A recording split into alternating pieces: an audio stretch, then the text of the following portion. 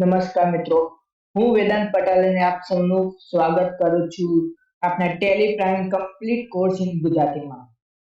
તો આજના લેક્ચરમાં આપણે રિસિપ્ટ વાઉચર વિશે સંપૂર્ણ વિગતે શીખીશું કે રિસિપ્ટ વાઉચર શું છે, તેનો ઉપયોગ ક્યારે થાય છે, તેની શોર્ટકટ કી કઈ છે અને સિંગલ એન્ટ્રી મોડમાં વિવિધ પ્રકારના પ્રેક્ટિકલ એક્ઝામ્પલ સાથે એન્ટ્રી કઈ રીતે કરવાની છે તેને સ્ટેપ બાય સ્ટેપ શીખીશું.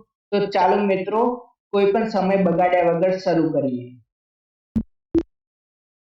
તો મિત્રો, તમે જેમ જોઈ શકો છો કે અહીં આપણું ટેલી પ્રાઇમ ઓપન થઈ ગયું છે.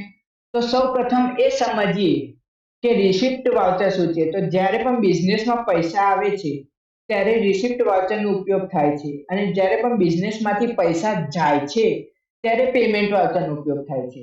તો સરળ ભાષામાં યાદ રાખજો કે બિઝનેસમાં પૈસા આવે એટલે રિસિપ્ટ વાઉચર.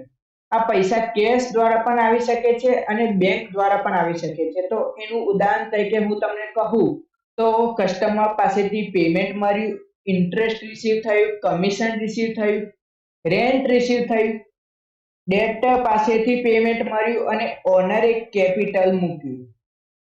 તો આ તમામ રિસિપ્ટ વાઉચરના એક્ઝામ્પલ છે.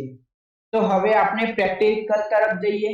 તો અહીં આપણે વાઉચરને ઓપન કરી લઈશું.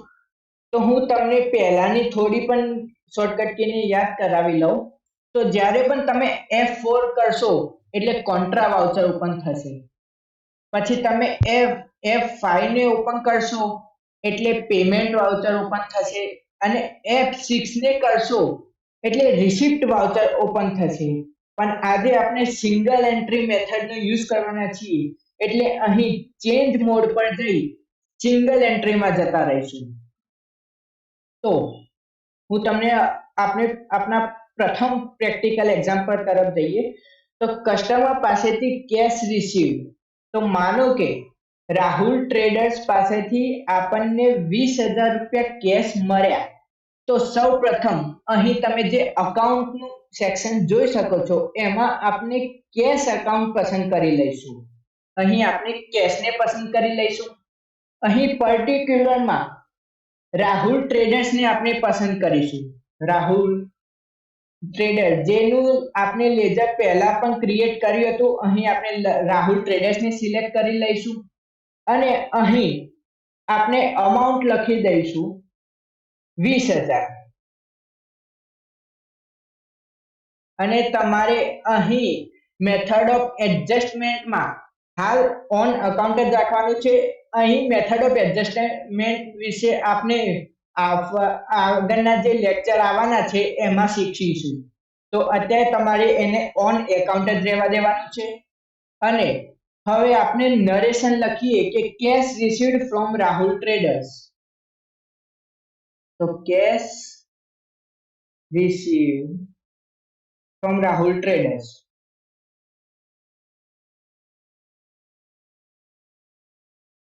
તો અહીં આપણે કંટ્રોલ A કરી સેવ કરી લઈશું. તો એ આપનું વાઉચર ક્રિએટ થઈ ગયું છે. તો આ એન્ટ્રી કેમ આવે? તો મિત્રો, અહીં એક મહત્વની વાત સમજો કે સિંગલ એન્ટ્રી મોડમાં ઉપરના એકાઉન્ટ તરીકે આપણે કેશ પસંદ કરીએ છીએ કારણ કે પૈસા કેશમાં આવે છે.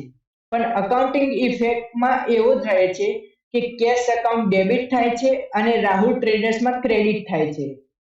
ટેલી આ એન્ટ્રીને ઓટોમેટિકલી પાછળથી કરી દે છે. તો હવે બીજું એક પ્રેક્ટિકલ એક્ઝામ્પલ સાથે સમજીએ કે ઇન્ટરેસ્ટ રિસીવ થયું છે. તો હવે 3,000 રૂપિયા ઇન્ટરેસ્ટ કેશમાં મળ્યા. તો અકાઉન્ટમાં ફરીથી આપણે કેશ સિલેક્ટ કરી લઈશું અને પર્ટિક્યુલરમાં આપણે ચૂઝ કરીશું ઇન્ટરેસ્ટ રિસીવ, જે આપણે એનું પણ લેજર ક્રિએટ કર્યું હતું. ઇન્ટરેસ્ટ રિસીવ અહીં સિલેક્ટ કરી લઈશું. એમાં આપણે સિલેક્ટ કરી લઈશું રૂપીસ અમાઉન્ટ 3,000 રૂપિયા.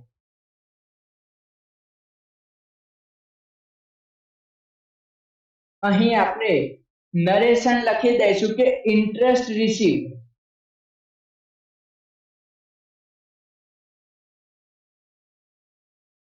એક વસ્તુ ખૂબ જ ધ્યાનથી યાદ રાખજો મિત્રો કે જ્યારે પણ તમે કોઈ પણ વાઉચરની એન્ટ્રી કરતા હોય ત્યારે તમારે નરેશન લખવું ખૂબ જ જરૂરી છે. નરેશન લખવાનું તમે ભૂલતા નહીં. તો અહીં આપણું નરેશન લખાઈ ગયું છે. તો હવે આપણે એને કંટ્રોલ A કરી સેવ કરી લઈશું. તો તમને આપને જે બે વાઉચરની એન્ટ્રી કરી તે સમજાઈ ગઈ હશે. હવે ત્રીજું એક્ઝામ્પલ સાથે સમજીએ કે કમિશન રિસીવ્ડ થ્રુ બેંક. તો હવે 8 એક્ઝામ્પલ સાથે કહું તો હવે રૂપીસ સમજો કે 8,000 રૂપિયા કમિશન સીધું એચડીએફસી બેંકમાં રિસીવ થયું.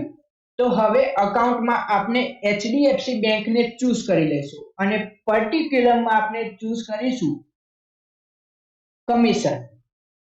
તો આપણે કમિશન રિસીવ્ડનું પણ લેજર ક્રિએટ કર્યું હતું એને સિલેક્ટ કરી લઈશું. અહીં અમાઉન્ટમાં આપણે સિલેક્ટ કરી લઈશું 8,000 રૂપિયા અને હવે તમને અહીં બેંક એલોકેશન ફોર મીન્સ કે સમજો કે તમને આપણને જે કમિશન રિસીવ થઈ છે એચડીએફસી બેંકમાં તો એ ચેક છે અથવા ડીડી છે. જો ચેક હોય તો એનો ઇન્સર્ટ નંબર શું છે, ઇન્સર્ટ કરવાની ડેટ કઈ છે અને કયા બેંકમાંથી રિસીવ થયું છે. તો એને હાલ આપણે કોઈ યુઝ કરવાના નથી એટલે એને ઓકે એમના એમ કરી લઈશું અને હવે નરેશન લખી દઈએ કે કમિશન રિસીવ્ડ થ્રુ બેંક.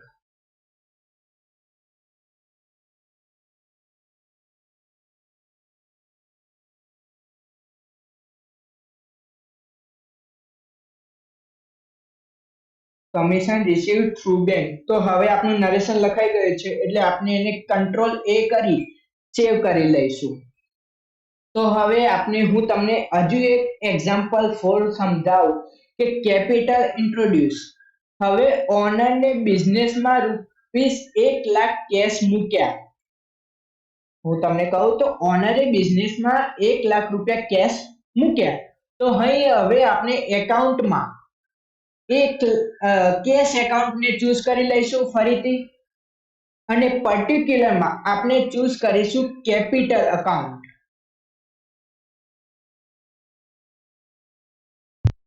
જેનું આપણે લેજર ક્રિએટ કરેલું ન હતું. તો હવે આપણે એનું લેજર અહીં ક્રિએટ કરીશું કે કેપિટલ અકાઉન્ટ. ઓનર્સ આપણે એ લેજરને નામ આપીશું ઓનર્સ કેપિટલ.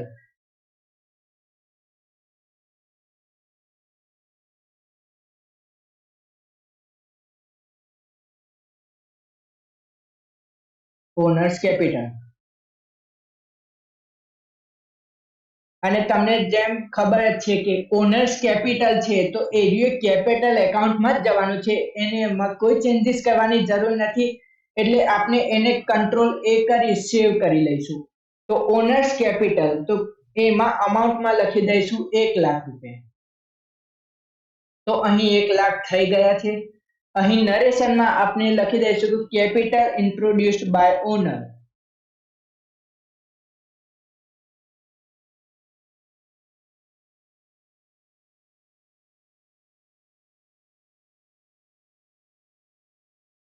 તો અહીં આપણું નરેશન પર લખાઈ ગયું છે. તો હવે આપણે એને કંટ્રોલ A કરી સેવ કરી લઈશું. તો ઘણા નવા વિદ્યાર્થીઓ ભૂલ એવી કરે છે કે રિસિપ્ટ વાઉચરની જગ્યાએ પેમેન્ટ વાઉચરને પસંદ કરે છે, કેશની જગ્યાએ બેંક પસંદ કરી લે છે, ખોટા લેજર પસંદ કરે છે અથવા નરેશનને લખતા નથી.